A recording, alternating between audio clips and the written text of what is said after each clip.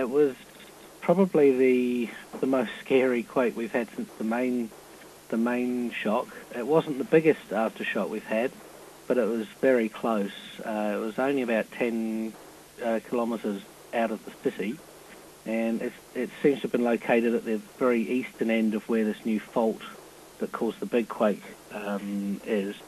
But it was pretty shallow too, so it was a very violent experience.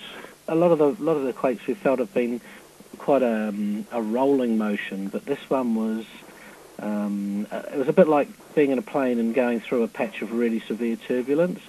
It was a real up and down, a real kind of thumping, and it went on for about 10 or 15 seconds, I guess. It always feels longer. It's difficult because you sit there and think, okay, shall I go under the desk or shall I go under the door? And by the time you thought that, you realise that you're probably just sort of sitting there and you actually haven't done anything.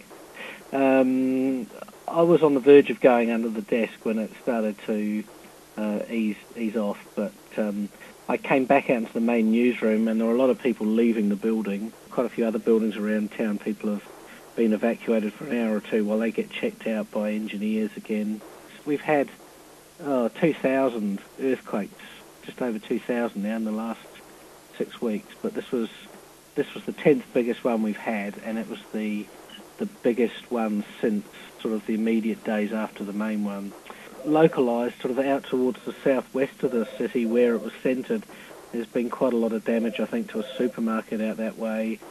Schools have been, sort of cleared, and I'm not sure how quickly the kids are going to be back in school, but I mean it will have caused more damage, because it was just such a violent motion, and there may well be cracks in buildings that have now been, widened quite a lot. So I mean, really, it's just it disrupted power for a short while, maybe 10 or 15 minutes. The things have come off shelves.